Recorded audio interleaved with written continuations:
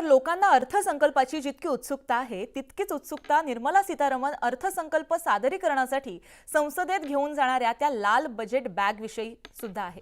खरं तर सीतारामन यांनीच ही परंपरा बदलली आहे। ब्रिटनच्या पावलावर पाऊल ठेवत भारतानेही अर्थसंकल्प सादरीकरणासाठी एक ब्रीफकेस घेतली।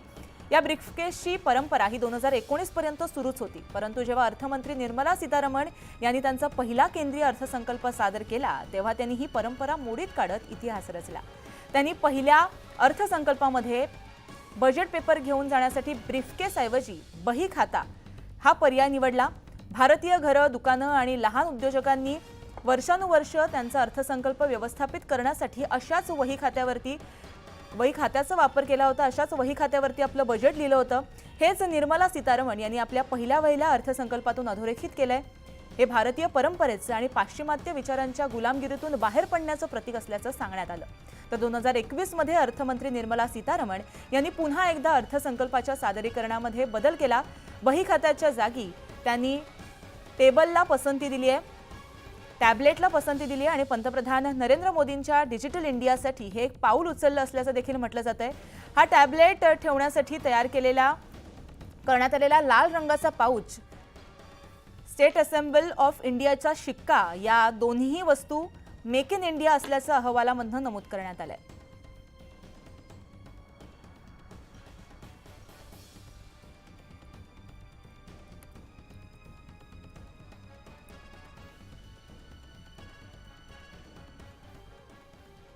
तर या अर्थसंकल्पातून मुंबईकरांच्या काय अपेक्षा आहेत हे जाणून घेतले आमच्या प्रतिनिधींनी। पाहूयात।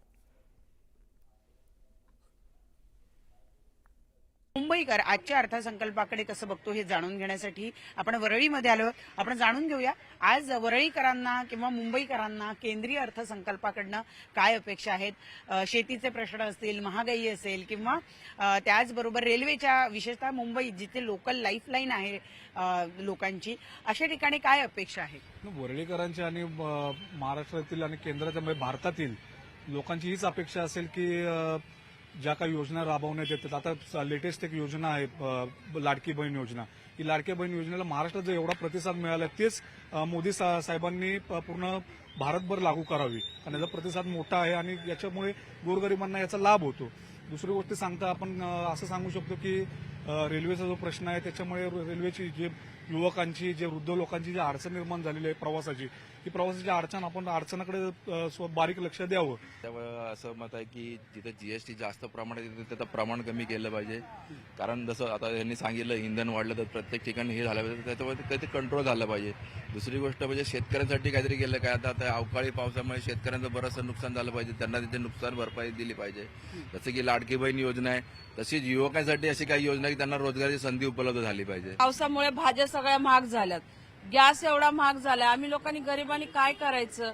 इथे एकतर महागाई पेट्रोलमुळे, कितीतरी डिझेलमुळे, पेट्रोलमुळे महागाई वाढत चालली। आता डिझेल वाढल्या म्हणजे तर प्रत्येक गोष्टीवर महागाई वाढणार। बरोबर। आणि एकतर ते हे जीएसटी एवढी लागू झाली की प्रत्येक गोष्टीवर जीएसटी लागू झाली आहे। साधं दुकानात राशन घ्यायला गेलं तर जीएसटी लागू झाली आहे। म्हणजे खाण्यापिण्यावर जीएसटी कशाला लावताय तुम्ही लोक? कपडा जरी घ्यायला गेलं त्याच्यावर जीएसटी। मुंबईमध्ये महागाई एवढी आहे ना की सध्या मिडल क्लास फॅमिलीला मुंबईमध्ये राहणं इम्पॉसिबल आहे। जसं की घर घेणं, रेंट, आता तुम्ही बीडी जाळी तर बघाल ना 20 आणि 25 हजार रुपये रेंट आहे, तर लोक इकडून रूम विकून त्यांना इलाजच नाही आहे, आउट ऑफ मुंबई जायचं आहे, विरार किंवा बदलापूर इकडे, कारण तिकडे रेंट 5 आणि 6 हजारात होय, लोक तिथे सर्वाइव्ह करू शकतात, इकडे सर्वाइव्ह नाही करू शकत। बरं इथे रूम इकडे मग काय ऍडजस्टमेंट करायची आहे ना, नोकरी तर आहेच पण मेन घर पाहिजे ना। पुढची बातमी ही भाजपच्या गोटातून येते। भाजप कोअर कमिटीची आज पुन्हा बैठक बोलावण्यात आली आहे। रात्री 8 वाजता पुन्हा भाजप कोअर कमिटीची मुंबईमध्ये बैठक आहे। सलग दुसऱ्या दिवशी विधानसभा निवडणुकीबाबत खलबत होणार आहेत। दरम्यान देवेंद्र फडणवीस यांच्या निवासस्थानी झालेल्या कालच्या बैठकीमध्ये भाजपच्या संवाद यात्रेवरही चर्चा झाल्याची माहिती आहे। 25 जुलैपासून 10 ऑगस्टपर्यंत भाजपचे नेते कार्यकर्त्यांशी संवाद साधणार, यावर कालच्या बैठकीमध्ये सविस्तर चर्चा झाल्याची माहिती आहे। कोणत्या नेत्यानं कोणत्या भागाचा दौरा करायचा यावरही कालच्या बैठकीमध्ये चर्चा झाली आहे। 3 टप्प्यांमध्ये भाजपचे नेते कार्यकर्त्यांशी संवाद साधणार आहेत। या अनुषंगानं काल चर्चा झाल्याची माहिती आहे। लोकसभा निवडणुकीमध्ये आरक्षणाच्या मुद्द्याचा फटका बसला होता. विधानसभेमध्ये त्याचा फटका बसू नये यासाठी आणखी काय करता येईल अशा अनेक पद्धती आणि अनेक मुद्द्याच्या बाबत काल संपूर्ण बैठकीमध्ये चर्चा झाली आहे आणि आजही बैठकांचं सत्र आहे जे कायम आहे.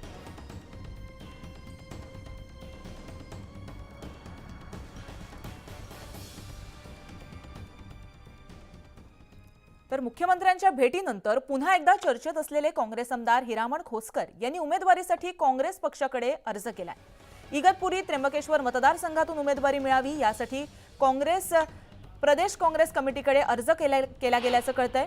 गेल्या काही दिवसांपासून विविध कारणांसाठी हिरामण खोसकर हे सध्या चर्चेत आहेत. चर्चा काही होत असेल तरी मी काँग्रेस पक्षाकडून उमेदवारी करणार असल्याची जी बाब आहे आणि जी भूमिका आहे ती हिरामण खोसकर यांनी वेळोवेळी मांडली आहे. तर 2024 मध्ये होणाऱ्या विधानसभा निवडणुकीसाठी इगतपुरी त्र्यंबकेश्वर हा मतदारसंघातून उमेदवारी मिळवण्यासाठी हिरामण खोसकर यांनी अर्ज दाखल केल्याचं देखील कळतंय.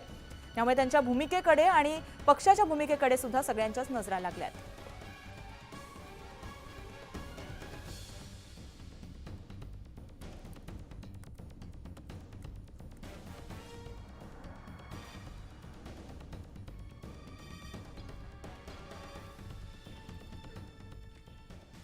तर पुढची बातमी सुद्धा राजकीय क्षेत्रातलीच आहे. शिवसेना आणि राष्ट्रवादी काँग्रेसच्या आमदार अपात्रता प्रकरणी आज सुनावणी पार पडणार असल्याचं कळतंय.